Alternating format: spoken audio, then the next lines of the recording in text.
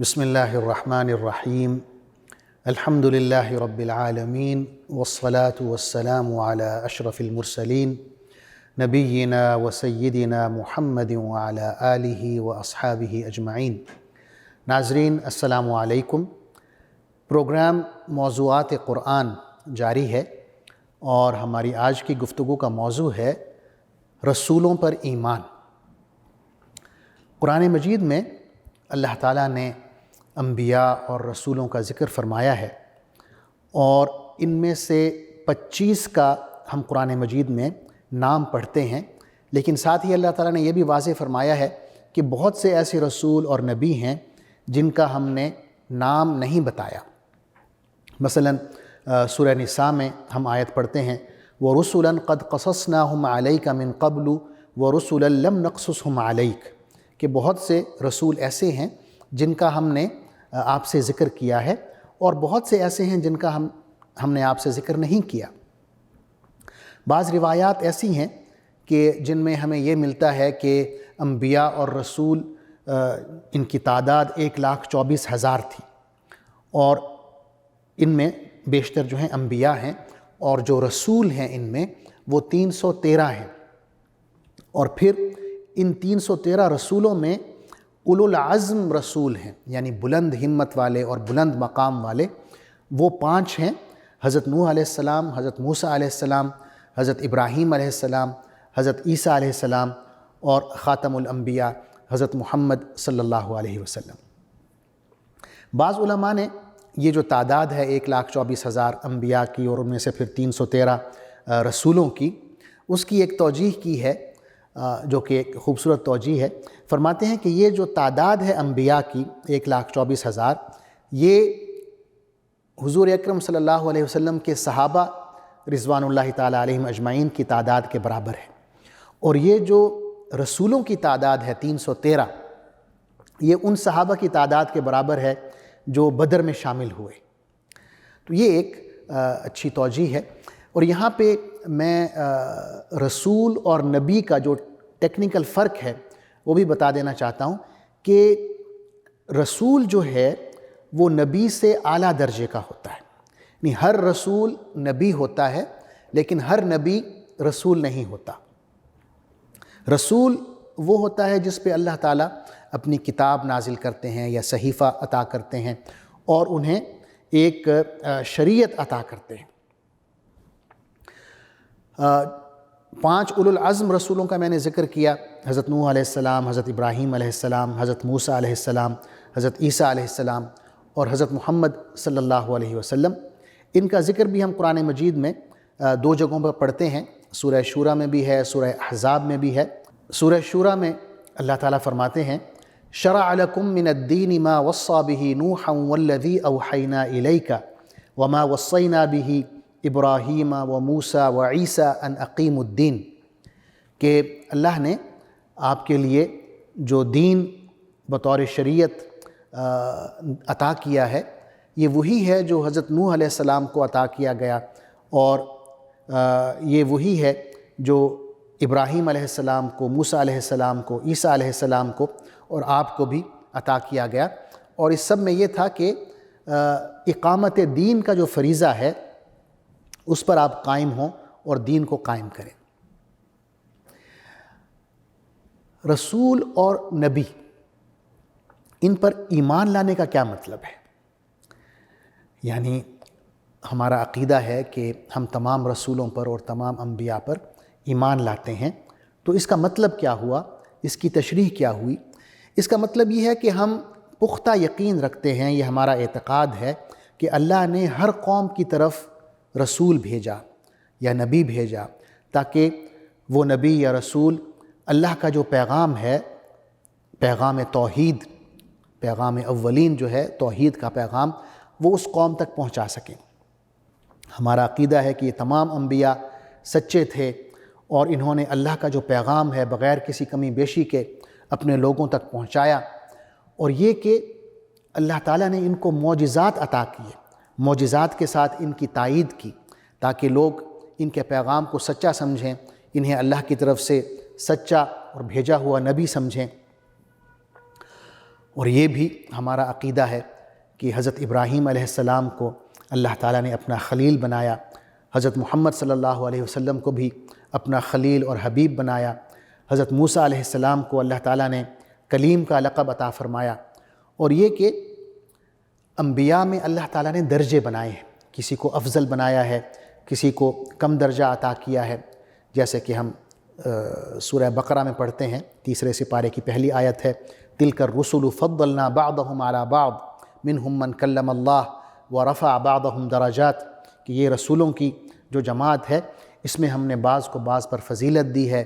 بعض کے ساتھ اللہ نے کلام کیا، بعض کے درجات زیادہ بلند کیے بعض سے۔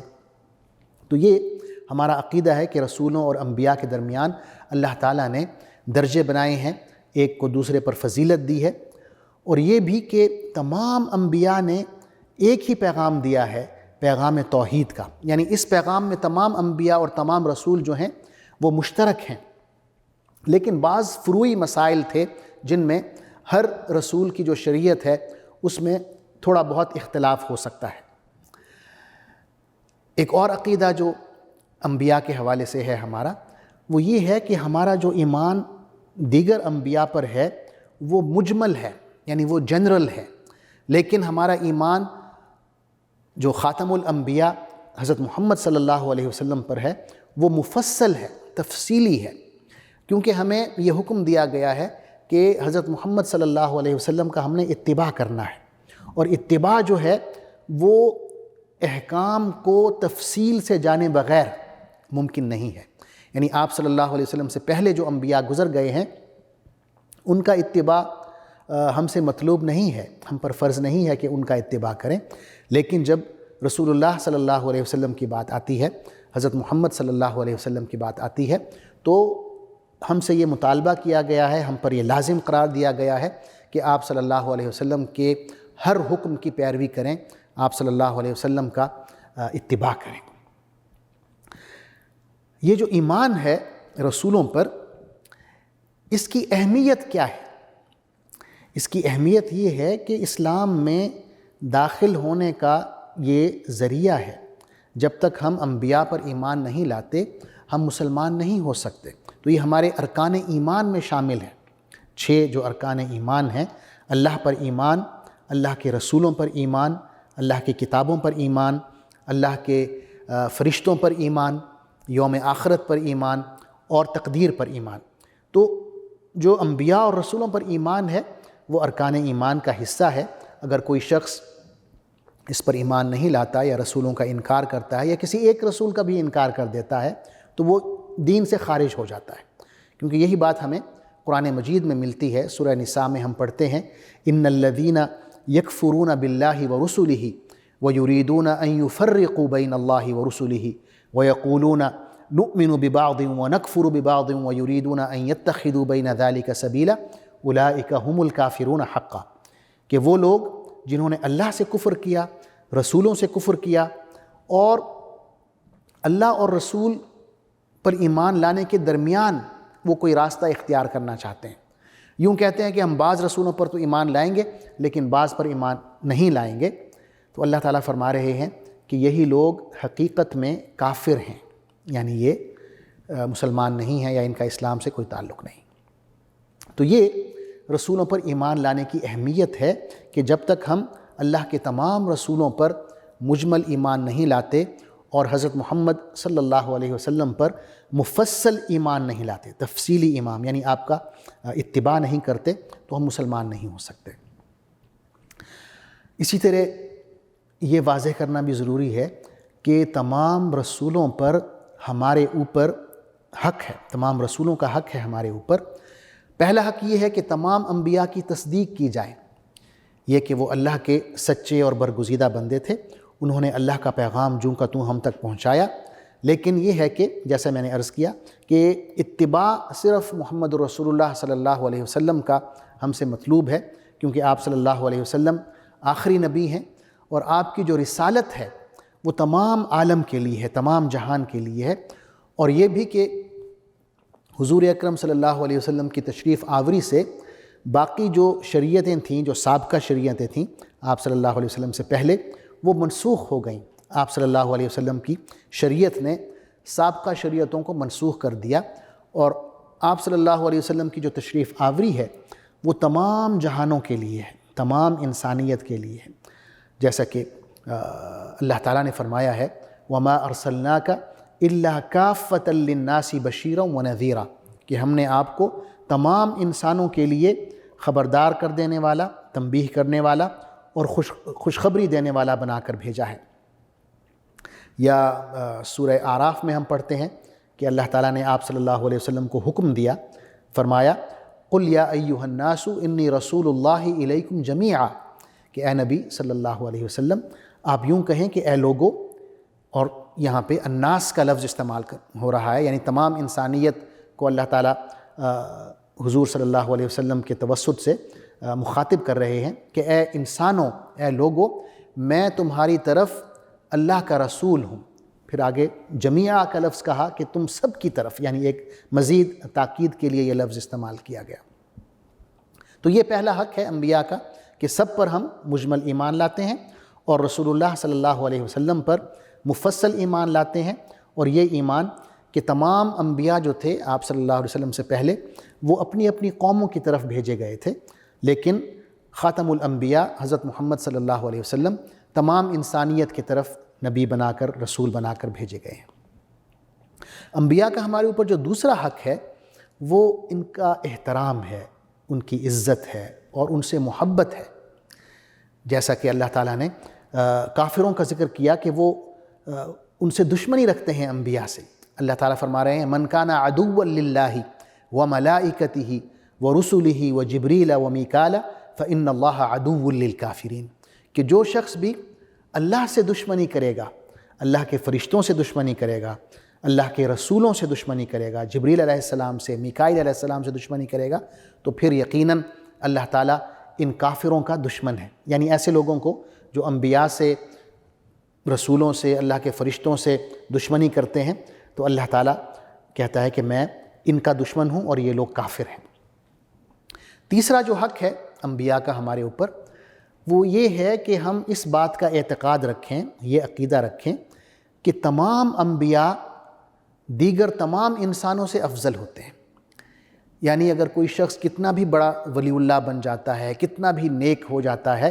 لیکن وہ کبھی اس قابل نہیں ہو سکتا کہ کسی نبی کے برابر ہو،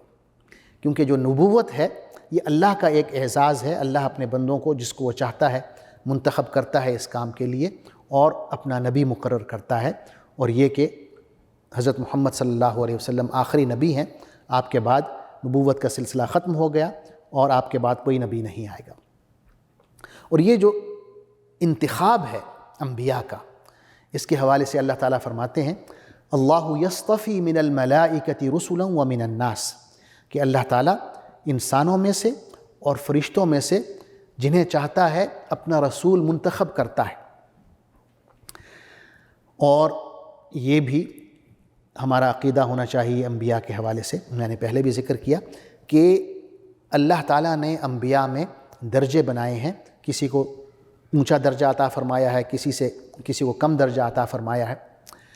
اور آخر میں یہ کہ تمام انبیاء کا ہم پر یہ حق ہے کہ جب ان کا ذکر ہو تو ان پر ہم درود و سلام بھیجیں، کم از کم علیہ السلام کہنا ضروری ہے، کیونکہ اللہ تعالیٰ نے یہ کیا ہے۔ سورہ صافات میں ہم دیکھتے ہیں کہ اس طرح کی ہمیں بہت سی مثالیں ملتی ہیں۔ اللہ تعالیٰ کا فرمان ہے سلام علی نوح فی العالمین، یا سلام علی ابراہیم، یا سلام علی موسیٰ و ہارون۔ اسی سورہ صافات کے آخر میں ہم پڑھتے ہیں کہ اللہ نے تمام انبیاء پر، تمام رسولوں پر سلام بھیجا ہے۔ آیت ہے وَسَلَامٌ عَلَى الْمُرْسَلِينَ، کہ تمام رسولوں پر اللہ کی طرف سے سلامتی ہو۔ تو جب کسی نبی کا ہم ذکر کریں تو نام کے ساتھ علیہ السلام لگانا چاہیے، اور جب رسول اللہ صلی اللہ علیہ وسلم کا ذکر ہو تو علیہ الصلاۃ والسلام یا پورا صلی اللہ علیہ وسلم کہنا ضروری ہوتا ہے۔ اسی طرح اللہ تعالیٰ نے ہمیں یہ بھی بتایا ہے کہ اللہ نے انبیاء کی جو ذمہ داری متعین فرمائی ہے، اس میں اہم ترین ذمہ داری یہ ہے کہ اللہ نے جو پیغام عطا کیا ہے، نبی کو جو پیغام دیا ہے، وہ پیغام جوں کا توں اپنی قوم تک پہنچا دیا جائے۔ اس میں کوئی کمی بیشی نہ کی جائے، اور یہ کہ اپنے عمل کے ذریعے، اپنے کردار کے ذریعے، اپنے اخلاق کے ذریعے، اپنے معاملات کے ذریعے وہ جو کلام الہی انہیں دیا گیا ہے اس پر عمل کر کے دکھائیں، تاکہ لوگ اس نبی کے ذریعے سے سیدھی راہ کو جان سکیں، ہدایت پا سکیں۔ یہاں پہ ایک نقطہ بیان کرنا ضروری ہے ہدایت کے حوالے سے، کہ جہاں ہدایت کا ذکر ہوتا ہے وہاں ہدایت سے دو معنی لیے جاتے ہیں۔ قرآن مجید کی بات کر رہا ہوں۔ قرآن مجید میں مثلا ایک آیت ہے حضور اکرم صلی اللہ علیہ وسلم کے حوالے سے، اللہ تعالیٰ فرما رہے ہیں سورہ شورى کے آخر میں ہے، وَإِنَّكَ لَتَهْدِي إِلَى صِرَاطٍ مُسْتَقِيمٍ، کہ اے نبی صلی اللہ علیہ وسلم یقیناً آپ صراط مستقیم کی طرف ہدایت فرماتے ہیں، رہنمائی فرماتے ہیں۔ ساتھ ہی ایک اور آیت ہم پڑھتے ہیں ہدایت کے حوالے سے، وہ سورہ قصص میں ہے۔ اللہ تعالیٰ فرماتے ہیں إِنَّكَ لَا تَهْدِي مَنْ أَحْبَبْتَ وَلَكِنَّ اللَّهَ يَهْدِي مَنْ يَشَاءُ، کہ اے نبی صلی اللہ علیہ وسلم آپ اس شخص کو ہدایت نہیں دے سکتے جس سے آپ کو محبت ہے، لیکن اللہ جس کو چاہتا ہے ہدایت دے دیتا ہے۔ تو یہ جو سورہ قصص والی آیت ہے اس میں حضور صلی اللہ علیہ وسلم سے ہدایت کی نفی کی جا رہی ہے، اور یہ جو سورہ شورى والی آیت ہے اس میں بتایا جا رہا ہے کہ یقیناً آپ ہدایت دیتے ہیں صراط مستقیم کی طرف۔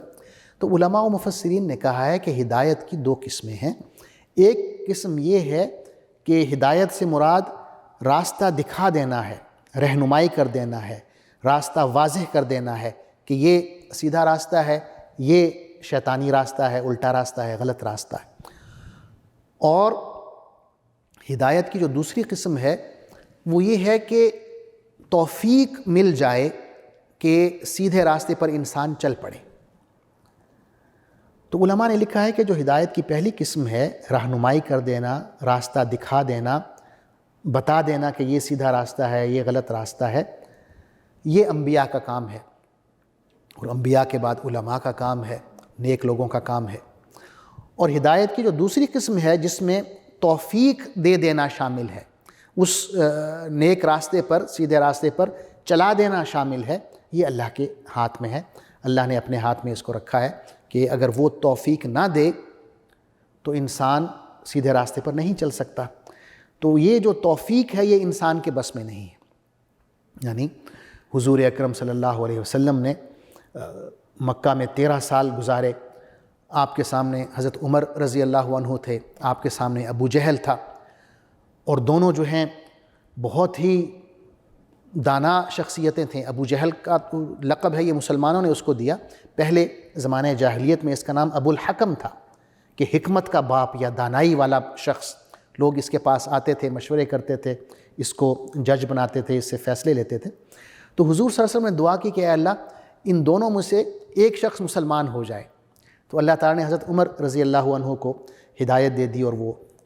انہوں نے اسلام قبول کر لیا۔ ابو جہل جو ہے وہ آخری وقت تک دشمن رہا، یہاں تک کہ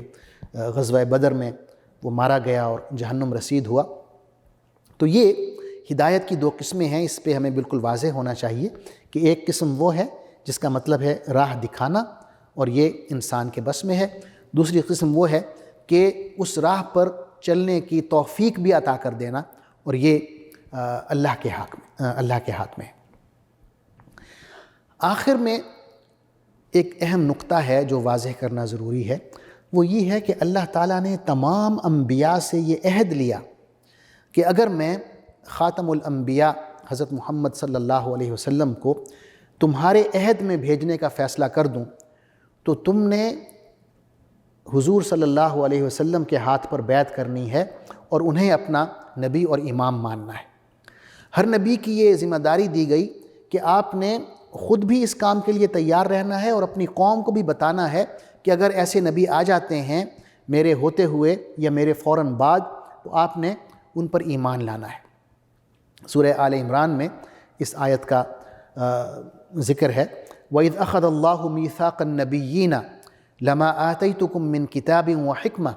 ثُمَّ جَاءَكُمْ رَسُولٌ مُصَدِّقٌ لِّمَا مَعَكُمْ لَتُؤْمِنُنَّ بِهِ وَلَتَنصُرُنَّهُ،